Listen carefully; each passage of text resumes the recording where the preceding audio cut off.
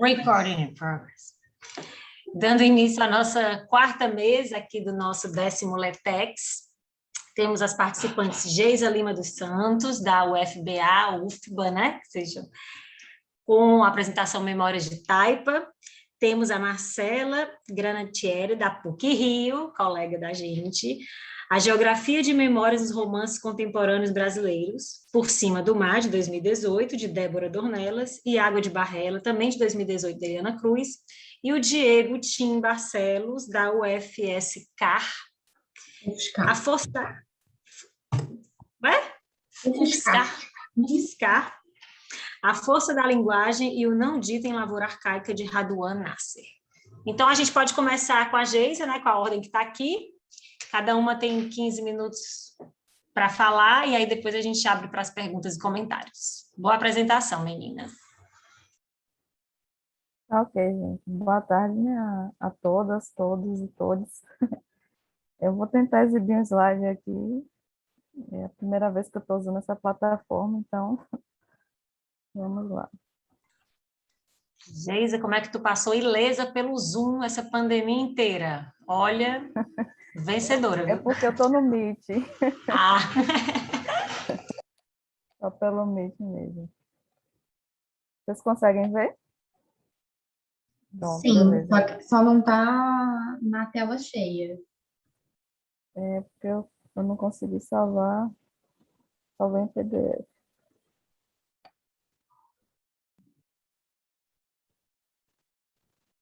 Bom, então, o meu nome é Geisa Lima, eu sou doutoranda do programa de Mulheres, Feminismos e Gênero da UFBA, e o trabalho que eu escrevi no evento foi Memórias de Taipa, né? A Memórias de Taipa, na realidade, é uma instalação artística que eu desenvolvi no ano de 2013, né? No curso de artes que eu fiz. Eu também sou poeta, eu vi um pouquinho da apresentação, né, da última apresentação do pessoal, e fiz o curso de artes visuais. E aí, nesse curso, nós passamos por vários tipos de linguagem, né, desenvolvemos várias obras, e uma dessas obras minhas que eu desenvolvi lá no curso de artes foi exatamente a Memória de Taipa. E como figura central dessa obra, eu tenho a personagem, né, a figura de uma grande mulher, que é minha avó, foi minha avó, Isaura, que é essa mulher que aparece aí nessa imagem, fumando o seu cachimbo, na sua casa de Taipa. Essa casa da minha avó materna é uma casa que é feita no processo de construção com barro, né? Eu vou explicar um pouquinho mais adiante. E é dessa casa, a partir dessa casa, de ter vivenciado também, morado nessa casa durante uma parte da minha infância, que surgem muitas das minhas obras, né? E a principal delas é a Memória de Taipa, inclusive se desdobra um pouco no que eu estou pesquisando agora no doutorado. Então, essa é a figura principal aí da Memória de Taipa. Então, para iniciar aqui a nossa reflexão, eu trouxe um pensamento de Ailton Krenak, que diz o seguinte: a obra de arte é lançada como uma flecha, na busca por gerar no outro novas perspectivas de pensar, de estar no mundo. Assim surge um questionamento importante de Ailton Krenak do que é feito o encontro, né? Do que consiste o encontro, do que é feito, né? Quais são as substâncias, os sentimentos que fazem com que a gente se encontre com outras pessoas e que essas pessoas nos marquem, e que a gente também vai acabando marcando essas pessoas, né? E essa passagem pelos lugares, né? E como esses lugares também nos afetam. Então, a Memória de Taipa, ela fala um pouquinho disso, né? De como a presença dessas pessoas, principalmente da Isaura, né? Da minha avó, e de outras mulheres que vivenciaram essa casa de Taipa, foram várias gerações que passaram por essa casa, né? De como a presença delas e de outras figuras, elas foram importantes na minha vida e me marcaram. Então, essa pergunta, ela norteia uma série de outros questionamentos sobre a vida e as formas de existir, de estar no mundo junto com outros sujeitos, né? Junto com outras pessoas. Então, as memórias que eu tenho da casa de Taipa, elas vão aí reverberando ainda, né? As minhas produções e também na minha visão de mundo. Aí eu trago uma outra imagem, né, da obra, a, que consiste, né, eu usei um pouco do barro, usei uma camisola da minha avó, algumas fotografias, e aí fui construindo a obra.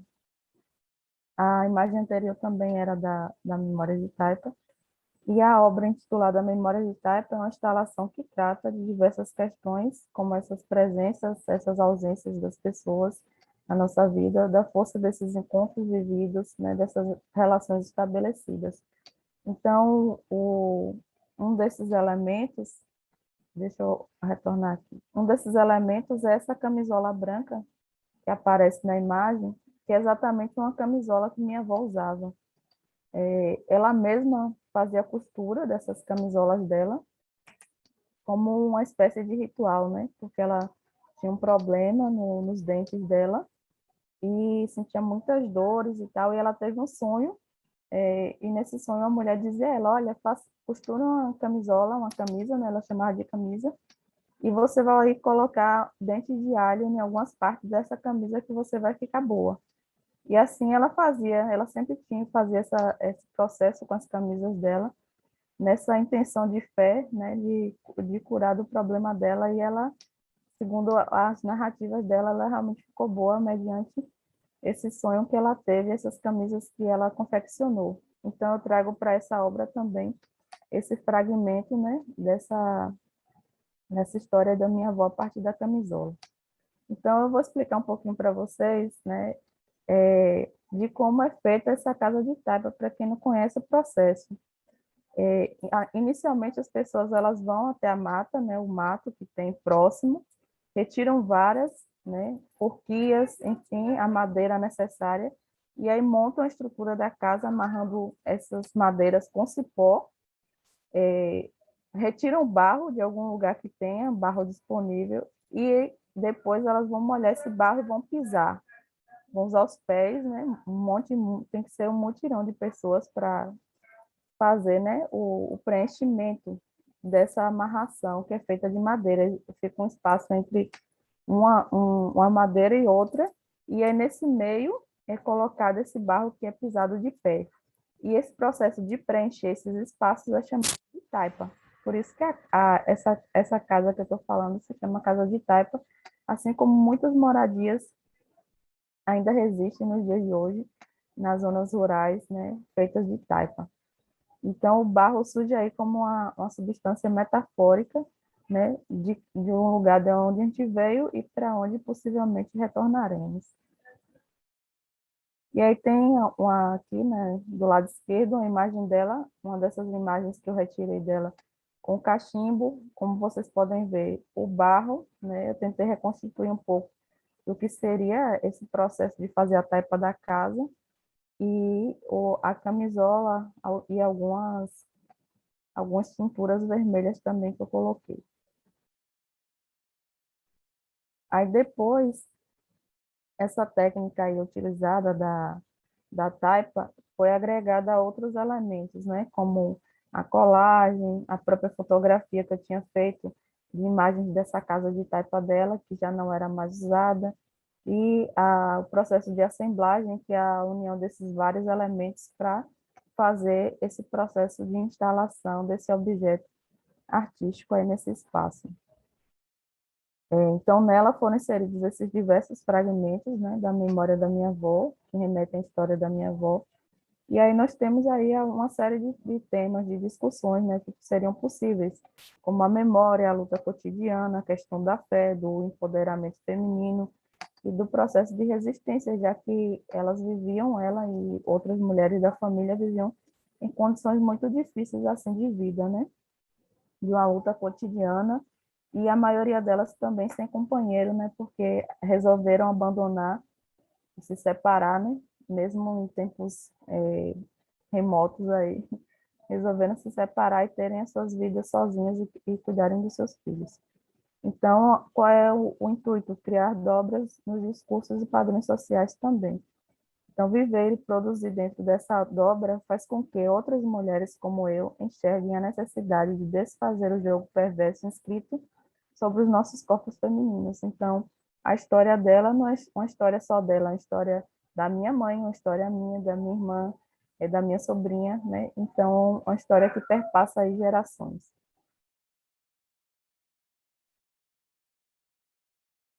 Então, a memória de Taipa, ela demonstra, né, essa questão das subjetividades, das micro-revoluções, desse processo de inverter os fatores que oprimem, né, oprimem todas nós mulheres. Então, pensar na figura de Dona Isaura é reescrever esses fazeres no jogo de espelhos, no olhar de fora para dentro, de dentro para fora, da própria vida dela e também da casa de Taipa. Então, a imagem da minha avó, ela vai refletir aí a imagem de muitas mulheres rurais, né? E a minha pesquisa, ela atualmente, do doutorado, ela fala exatamente disso, né? E aí, eu intitulei a pesquisa do doutorado como a Casa dos Afetos. E qual é essa Casa dos Afetos? Exatamente a Casa de Taipa, né? E pesquisando aí as mulheres dessa família de minha avó, da família da minha avó, que são mulheres da família Xirame, de duas comunidades, uma é daqui de Alagoinhas e a outra é de Araçás. No caso, a comunidade do Pati é uma comunidade pertencente ao município de Araçás, aqui na Bahia, e a comunidade do Rio Branco é pertencente ao município de Alagoinhas, que também é aqui na Bahia. Então, como é que essas mulheres viveram, como elas empreenderam essas micro-revoluções, essas pequenas revoluções no seu cotidiano, como conseguiram passar por movimentos tão duros de vida, né? E resistir e modificar esses signos falocêntricos colocados sobre elas, né?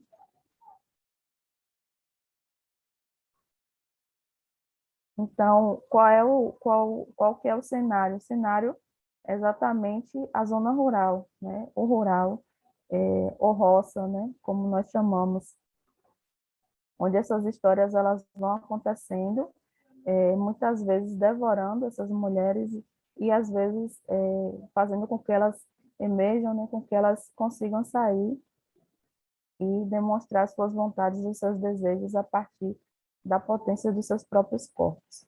Então, a obra e também a minha pesquisa atual, ela está vinculada também a um pouco do que Margaret Hago, né, que é uma mulher feminista, no livro que ela tem, que é a Aventura de Contar-se, que ela fala da narrativa de 7 mulheres diferentes, né, que vivenciaram o período da ditadura, e aí ela vai costurando essas narrativas. Então, o meu processo também é costurar as narrativas dessas mulheres da família Cirame.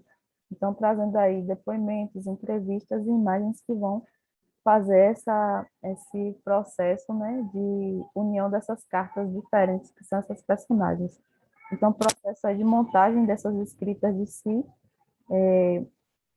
de tentar, né, costurar subjetividades a partir dessas trajetórias de frustrações e de vitórias, utilizando essa escrita como uma ferramenta inspirada pelas lutas feministas. E, por último, eu trago essa imagem aqui da Casa de Taipa. É uma fresta, né? Olhando de dentro para fora, e dá para ver o céu azul, né? Então, as frestas que essa casa ainda tem, né? Para mim e também para outras mulheres da família. Então, o objetivo é tornar visível o movimento dessas mulheres, seus modos de vida, e, ao mesmo tempo, desvelar as forças que tentaram reter as suas potências por meio de uma pedagogia da domesticação, criar uma narrativa de desobediência por meio dos caminhos descoloniais. Então, um pouquinho disso, gente, que eu queria trazer para vocês, e gratidão pela possibilidade de estar aqui nessa tarde junto com todas vocês. Muito obrigada, Geisa. Eu Linda que a sua agradeço. apresentação. Depois a gente vai comentar sobre ela aqui. Agora vou Ok. passar a palavra para a Marcela, para a gente dar continuidade à nossa mesa. Boa tarde, todos me ouvem bem? Primeiramente, eu quero agradecer a organização por mais esse ano, a participação, de ouvirem um pouco mais da minha pesquisa de doutorado. A minha comunicação é intitulada A Geografia da Memória nos Romances Contemporâneos Brasileiros, Por Cima do Mar, de Débora Dornelas, e Água de Barrela, de Eliana Alves Cruz. Eu não vou apresentar um slide, eu vou fazer uma apresentação, vou ler e vou comentar um pouco. A minha comunicação ela é atravessada por uma pergunta: quais são as linhas para contar e escrever a história? A literatura é uma das linhas possíveis para se narrar uma história. A ficção pode servir enquanto reflexão sobre o passado vivido. A partir dessa perspectiva, as obras Por Cima do Mar, da artista plástica e escritora Débora Dornelas, e Água de Barrela, da jornalista e escritora Eliana Alves Cruz, contam a experiência da diáspora sobre a ótica da vida, ao passo em que deslocam a voz narrativa para o ser humano delimitado à condição do outro. Por Cima do Mar, primeiro romance de Dornelas, nasce de um conto cuja narradora é uma personagem negra, Lígia Vitalina da Conceição Brasil. A narrativa é dividida em 2 momentos. A primeira fase se passa em Brasília e Ceilândia, região administrativa do Distrito Federal, onde Lígia Vitalina, filha de cozinheira e de candango, cresceu. Lígia se forma em História pela Universidade Federal de Brasília. A segunda fase se passa em Angola, quando Lígia vai morar após seu casamento com o angolano José Augusto, em Benguela. Para contar sua história, a protagonista recorre aos seus cadernos diários.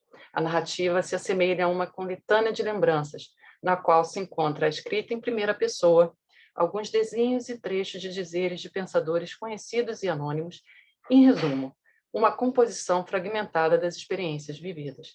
Isso se reflete na estrutura da obra. O texto não segue uma ordem cronológica. Os capítulos são agrupados em seções de tamanhos irregulares, por vezes um poema, uma curta reflexão de uma página apenas. As seções são introduzidas por uma ilustração e uma epígrafe relacionada ao que será contado. O atravessamento de linguagens, literária, historiográfica e artes plásticas, é assim descrito pela personagem principal, abre aspas. Em alguns trechos desse feixe de lembranças, a historiadora atropela a ficcionista. Noutros, a ficcionista ignora a historiadora. Noutros ainda, a poeta engole as duas. Na maior parte, as 3 convivem. Fecha aspas. A rememoração das lembranças pessoais da narradora desenha uma geografia territorial e afetiva. O território é marcado na cidade natal, Brasília, no endereço residencial de infância e adolescência, Ceilândia, e no corpo, negro. As tensões geradas por essas fronteiras imaginárias naturalizadas no cotidiano são contadas a partir do olhar do outro. Na perspectiva de Lígia, a distância espacial entre a Ceilândia, região administrativa mais populosa do Distrito Federal, e o plano piloto estabelece uma das linhas divisórias entre o visível e o invisível. A mobilidade dos corpos pelos espaços públicos e privados do Distrito Federal, as funções profissionais invisíveis, majoritariamente trabalhadores da construção civil, empregadas domésticas, cozinheiras, o contraste entre os monumentos do Planalto Central e a precária urbanização da Ceilândia apontam para uma certa continuidade das estruturas sociais estabelecidas no território colonial. Na perspectiva da historiadora Beatriz Nascimento, o termo continuidade significa, cito Nascimento, a vida do homem continuando aparentemente sem clivagem, embora achatada pelos vários processos e formas de dominação, subordinação, dominância e subserviência. Essa dinâmica sofre rasura ao longo do texto, quando a percepção do cotidiano e dos eventos históricos é deslocada para o olhar dos pais de Lígia, o candango Serafim Bemon Brasil e a empregada doméstica Elvira Brasil. A autora ela usa um fator histórico, que é a morte de JK, de Juscelino Kubitschek, e ela vai trazer 3 memórias, aliás, 4 memórias desse momento. A primeira, a da mãe e da tia, que eram mineiras da mesma cidade de JK. A impressão do pai, enquanto candango, que trabalhou na construção e, de alguma maneira, conviveu um pouco, né, com o presidente, e a visão do livro de história, do que ela aprendeu na escola, nesse primeiro momento. Ao ingressar no departamento de História da UNB, primeiro como aluna e posteriormente enquanto professora pesquisadora do mesmo departamento, Lígia Vitanina se torna o ponto de interseção entre o passado histórico e a memória. O olhar da historiadora-personagem questiona os silêncios da historiografia de Brasília, restitui o passado aos sujeitos invisibilizados, reconstitui os fatos considerados periféricos à pesquisa acadêmica. A protagonista preenche as lacunas da escrita histórica. Nessa segunda fase, ela vai trazer a questão novamente da construção de Brasília, da morte de JK, mas pelo ponto da academia. O que a academia estava discutindo, ela lidera, ela acompanha, ela coordena um grupo de pesquisa, então ela vai trazer outras visões dessa pesquisa historiográfica sobre Brasília. Por Cima do Mar oferece uma interpretação da história de Brasília, pelo olhar da filha de quem trabalhou na construção da cidade, foi mal remunerado e, por fim, foi removido do Planalto Central para a periferia do Distrito Federal. Esse exercício da escrita, enquanto recusa do confinamento a cronologias e processos de historiografia oficial, também atravessa a narrativa de Águas de Barrela. Tanto Por Cima do Mar quanto em Águas de Barrela, a ficção costura o tempo através das memórias pessoais e familiares. As autoras rasuram o significante universal de humanidade cristalizado pelo senso comum.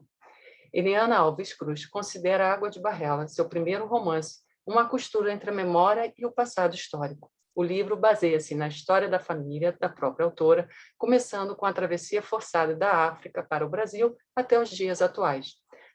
A narrativa se desenvolve na cidade de Cachoeira, no interior da Bahia, rememora o Rio de Janeiro e a cidade de Salvador. Cruz desenvolve sua escrita a partir das experiências compartilhadas por sua tia-avó, Anolina, portadora de esquizofrenia paranoide. A geografia afetiva construída em Água de Barrela remenda as tramas do passado, a começar pelo título do livro. Trata-se do nome de um alvejante caseiro que foi usado pelas mulheres escravizadas, posteriormente pelas lavadeiras, para branquear as roupas. A composição da trama também inclui fotos de parentes, objetos pessoais e cartas. Nas páginas iniciais, encontra-se 3 fotos das avós da escritora e a árvore genealógica da família. Nas últimas páginas estão 4 fotos, entre elas uma foto da bisavó Damiana, junto com a tataravó Marta, do fio de contas de Xangô, herança de sua tataravó, e da carta de Mary Santos Silva, descendente da família Tosta. A família Tosta era proprietária do engenho de Natividade e dos ancestrais escravizados de Eliana Alves Cruz. Essa carta foi endereçada a Celina, avó da autora. Os elementos extranarrativos costuram com cuidado a memória afetiva. Através das personagens protagonistas, Anolina, Marta, Damiana e Celina, 4 gerações de mulheres negras, a escritora mostra outra perspectiva sobre o passado colonial. Em sua fala no simpósio Narrativas do Nacional, Eliana Cruz explica que, através da literatura, ela tenta refletir sobre o Brasil. Para a escritora, a combinação entre a pesquisa historiográfica e o exercício de imaginação da escrita ficcional foi fundamental para costurar lacunas do passado. Cruz ainda ressalta que, no caso das pessoas escravizadas e seus descendentes, a escrita possibilita, cito Cruz, a reconstrução de vida e de seres humanos, que, para não sucumbir, para não morrer, precisaram reconstruir e refazer uma caminhada em novas bases. Fecha aspas. A reconstrução de vidas começa no reino de Ayô, no oeste africano, local de origem de Akin Sagun Cleary, mais tarde batizado como Firmino e sua família. Os personagens têm nome, sobrenome e etnia para a qual pertencem. A narrativa da violência do tráfico de pessoas escravizadas se desenvolve sob a ótica de Akin, a destruição do seu vilarejo, a morte do pai, do irmão, da sua captura e da cunhada grávida. Euá, mais tarde batizada como Helena, demarcam a travessia do continente africano para o continente sul-americano e, ao mesmo tempo, delimitam a fronteira entre ser humano e a condição imposta de não humano. Uma das principais violências da historiografia sobre a sociedade colonial e escravocrata está no apagamento do passado das pessoas transladadas. Os símbolos de pertencimento e afirmação de humanidade foram retirados e substituídos por rótulos de objetificação. A exemplo, a troca do nome original para um nome ocidental, a substituição do sobrenome de família para o sobrenome do senhor de engenho, a obrigatoriedade de falar na língua do colonizador, a imposição da religião cristã, no caso do Brasil, a religião católica. O primeiro parágrafo da romance desconstrói a narrativa do apagamento. A apresentação de Aquim rompe fronteira com que separa o humano do objeto. Cito o primeiro parágrafo. Firmino, na verdade, Aquim Sagon-Quilé, se recordava muito bem de tudo desde o dia que fora obrigado a caminhar por dias de Iacim, pequena região do reino de Aiô, no oeste africano, em direção à fortaleza de São João Batista da Ajuda, até aquele momento da sua vida, em 1888, quando finalmente foi liberto. Fecha aspas, fim de citação. A cunhada grávida, Ioá, chamada também de Helena, e o fio de contas de Xangô, herança da família, chegam ao Brasil com Iaquim. Já no engenho da família Tosta, Helena dá luz a Analina e morre após o parto. Analina é a primeira mulher da família nascida em solo brasileiro. O fio de contas de Xangô, símbolo da história e religiosidade da família Sagon-Quilé, será na diáspora a linha de conhecimento e da temporalidade não ocidental. Firmino, Helena e Xangô são as linhas que costuram o tempo, desestabilizam o que Toni Morrison define de o enigma dos ancestrais paternalistas coloniais, ou seja, a projeção na literatura de uma África metafisicamente vazia, pronta para ser inventada, com uma ou duas exceções, a África literária é um parque de diversões para turistas estrangeiros. Fecha aspas. Débora Dornelas e Eliane Alves Cruz constroem o texto literário com uma outra forma de contar e escrever as histórias coloniais. As autoras se distanciam do retrato de África dos descendentes da diáspora, inspirado no tráfico de pessoas escravizadas, que reafirma a objetificação do corpo negro. As temporalidades das narrativas são distintas, no entanto. Dornelas escolhe a contemporaneidade, na cidade símbolo da arquitetura moderna brasileira e do poder político nacional. A autora expõe o eco da continuação da estrutura racial e social do período colonial e escravista. Cruz opta pelo passado colonial, no território baiano, entre o Recôncavo e Salvador. A escritora inscreve a estruturação das relações interraciais a partir da experiência da pessoa escravizada. Por Cima do Mar e Água de Barrela reconstituem o passado silenciado ao romper com o elemento estrutural do discurso colonial, o questionamento da humanidade dos povos africanos e dos seus descendentes em diáspora. Segundo o escritor nigeriano Chinua Achebe, há infinitas variações do imaginário colonial. No entanto, no centro de todos os problemas que a Europa teve ao formar uma imagem de África, está a questão simples do africano como ser humano. Caminhando para o final da minha apresentação, retomo a pergunta: quais as linhas que escreve a história? A literatura aponta múltiplas linhas para a interpretação dos eventos históricos. O imaginário permite refletir sobre um passado que, por vezes, ocupa o presente. No território da linguagem, as letras escritas possibilitam a reconstituição de uma geografia das humanidades silenciadas, a restituição do passado negado e a reparação no campo da história.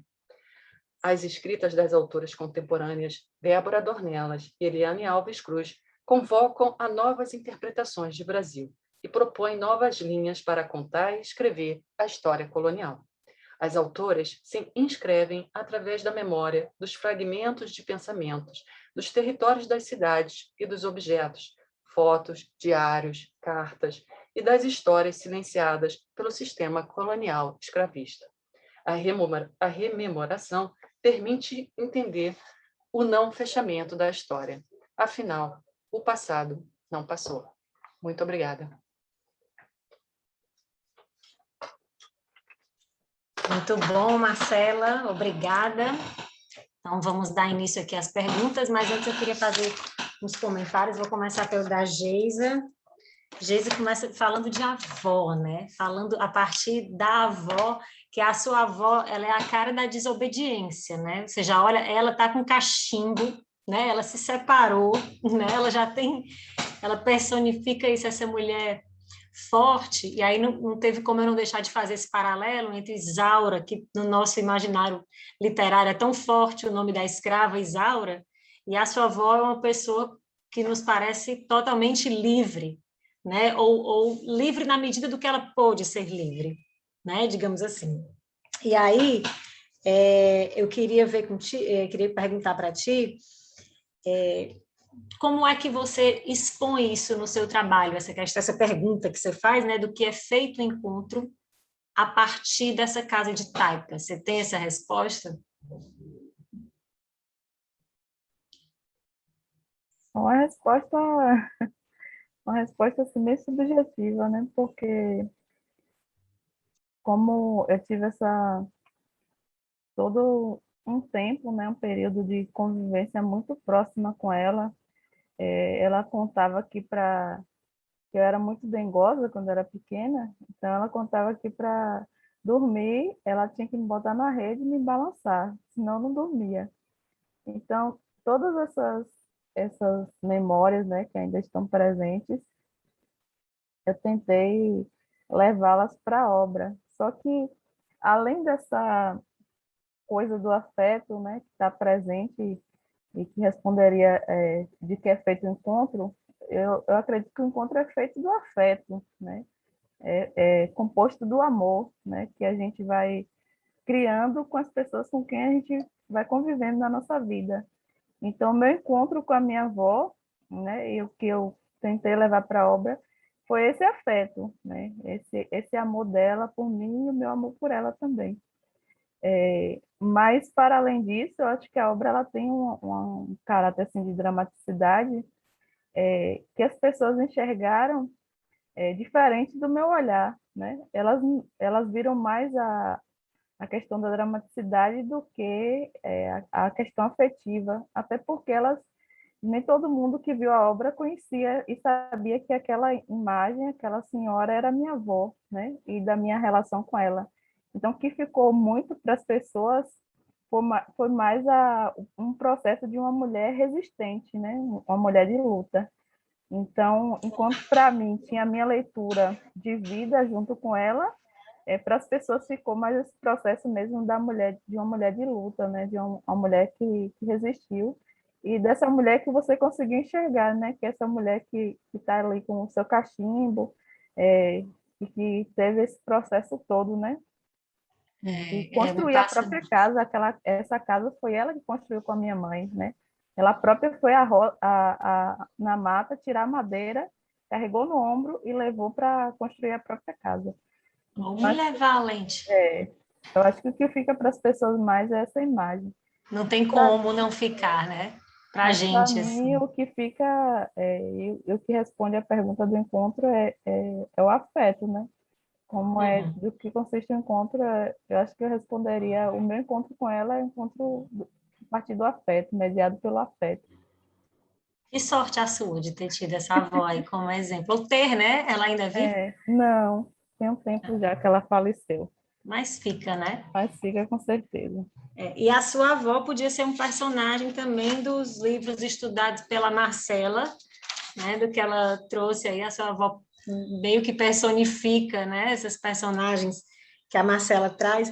E, Marcela, eu me lembrei muito do filme do Branco Sai, Preto Fica.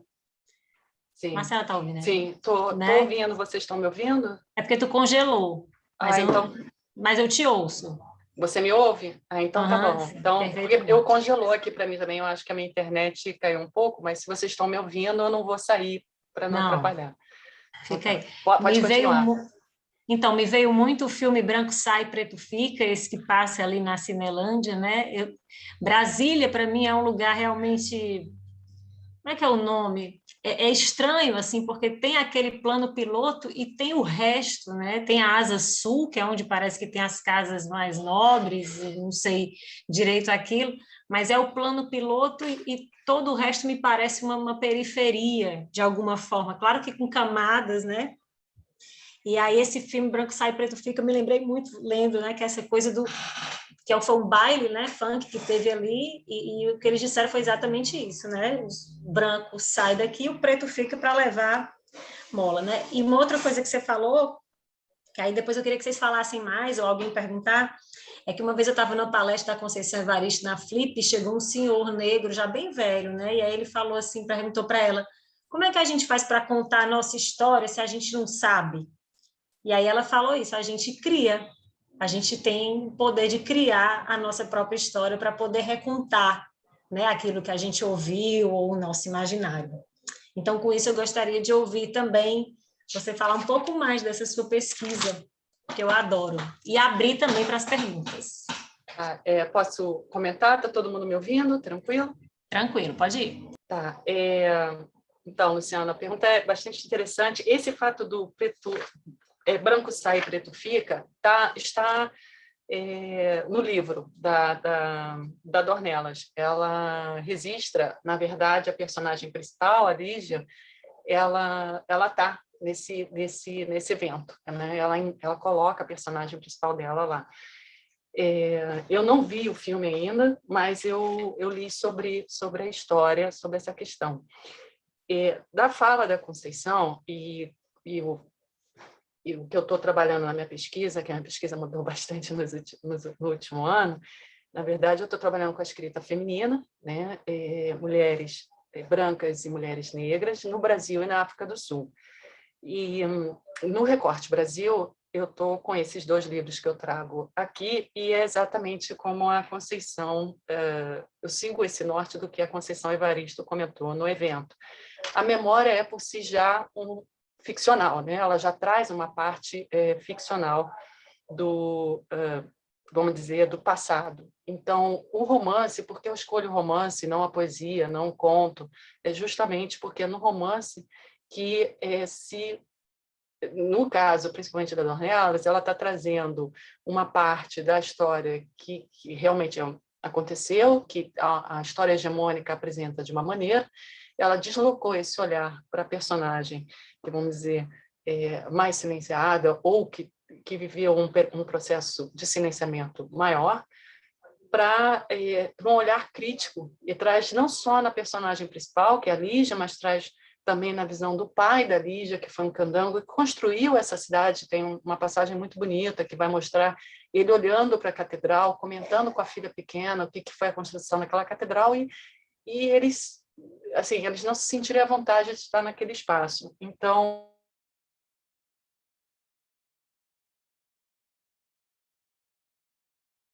Marcela, a gente parou de te ouvir. Depois do então.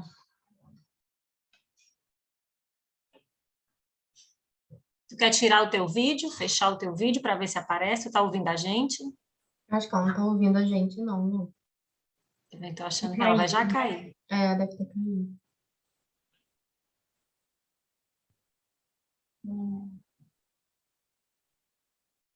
Esperar um pouquinho, ver se ela resiste e não cai.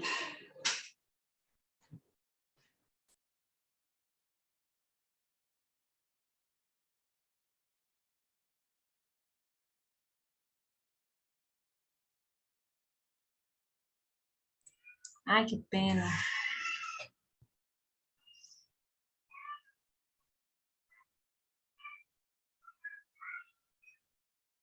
É.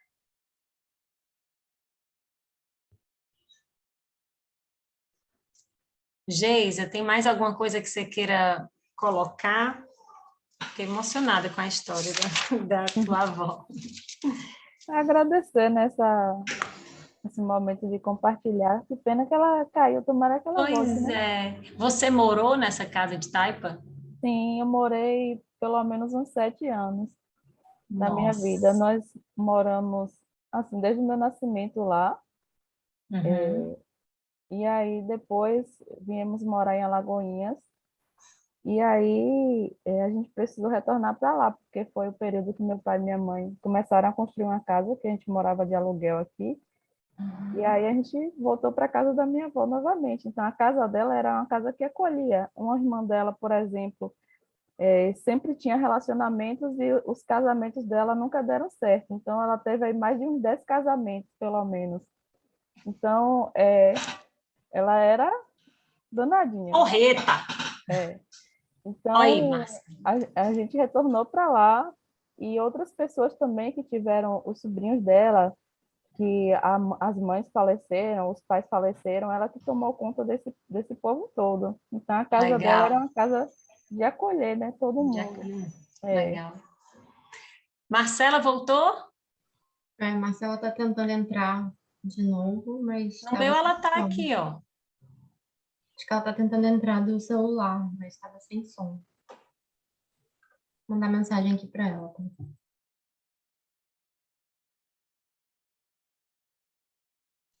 Caiu de novo.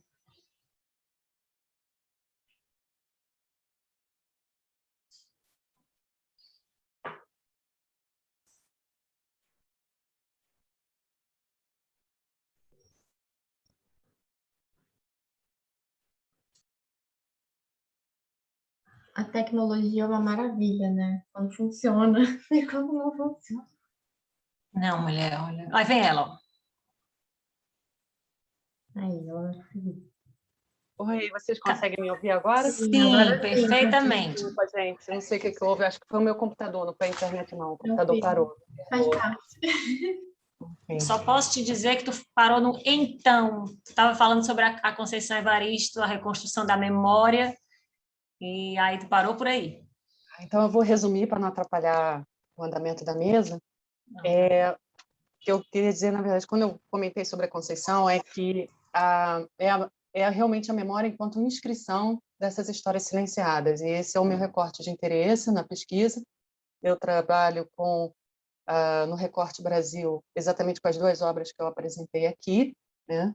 E tem um recorte sul-africano com quem eu trabalho com outras duas obras. A minha linha de interesse é a escrita feminina, dentro desse contexto, mulheres brancas e mulheres negras. Trago múltiplas visões dessa história, dessa historiografia, né?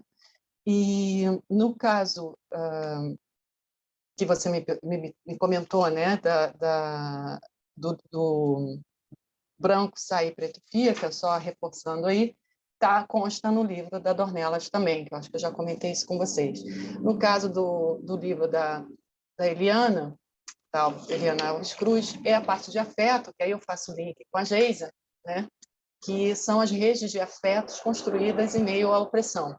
Então, como se inscrever histórias que não se sabe como elas aconteceram? Você parte dessa memória, que já é um espaço ficcional, né? Porque quando a gente relembra algo, a gente já traz um pouco de ficção nisso, a gente já traz alguns elementos que provavelmente não existiram, mas é o que também a Lélia Gonzalez vai dizer, que a memória é esse espaço de inscrição através da ficção.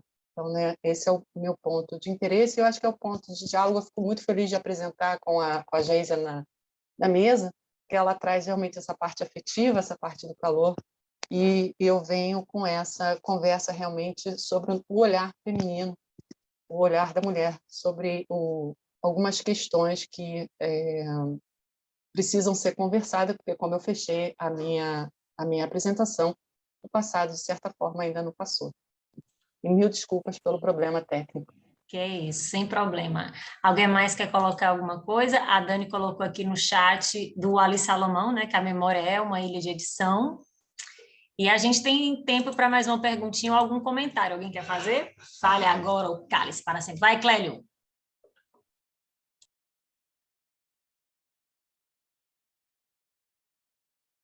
Eu não sei se vocês assistiram à mesa anterior, mas a gente também passou um pouco pela temática do papel das mulheres, né? Que vocês estão trazendo. Só que era uma outra abordagem, né? Muitas falas sobre as avós ontem também, né? Isso, é verdade. Isso. A gente Tá pode bem ver, potente. a gente pode ver Diga. que o seminário tá girando em torno de uma afetividade, né? De uma sutileza, que Que não talvez deixa de ser um encantamento, né? talvez seja esse a nova escrita para reencantar o mundo, né? Exatamente. Eu assisti à mesa anterior, e eu acho a primeira fala foi já anotei o nome dela aqui. A Marcela, oh meu Deus, que falou sobre a literatura lésbica. Mona Lisa. Mona Lisa. Obrigada, gente. A Mona Lisa, eu gostei muito do comentário final dela, dizer que o espaço para se escrever e se falar sobre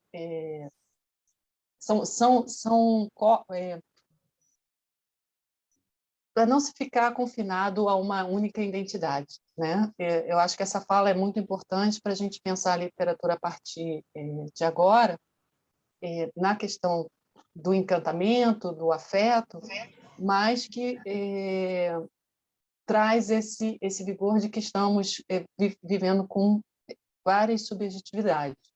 Né? Nesse guarda-chuva, eu vou trazer para a questão feminina, eu acho que embaixo desse guarda-chuva chamado mulher, tem muitas subjetividades, e não é só falar a partir dessa subjetividade ou falar desta subjetividade, mas é poder falar e apresentar uma outra história, né? Um outro ponto de vista, porque a história não é só pensar na história hegemônica, mas é pensar na literatura como só uma única linha de fuga. Ela tem múltiplas linhas de fuga, e cada uma de nós complementa esse espaço. Então, acho que isso é importante dizer, que o ponto que nos une é exatamente a humanidade, é o direito à humanidade. E o direito à humanidade é poder se expressar sobre o seu contexto de modo geral e o seu contexto contemporâneo de forma crítica, não apenas sobre uma única questão, né? Só sobre ser negro, ser mulher e ser branco. Acho que esse é um ponto interessante. Da universalidade da escrita, né? Que ela falou, temos direito a essa universalidade. Gente, então, falta 2 minutos para as 5, a nossa outra mesa vai já começar. A gente pode dar um intervalo de 10 minutos e já vamos emendar na próxima, que está muito boa hoje. Muitíssimo obrigada, Geisa, Marcela e todo mundo, e até já. Obrigado, Geisa, obrigado, Marcela. Marcela dando show. Fechou, muito bom. Marcela é nossa colega, doutora. Muito obrigada. Obrigada, Geisa. Tchau, tchau, gente. Camila, a gravação aí, ó. Tá.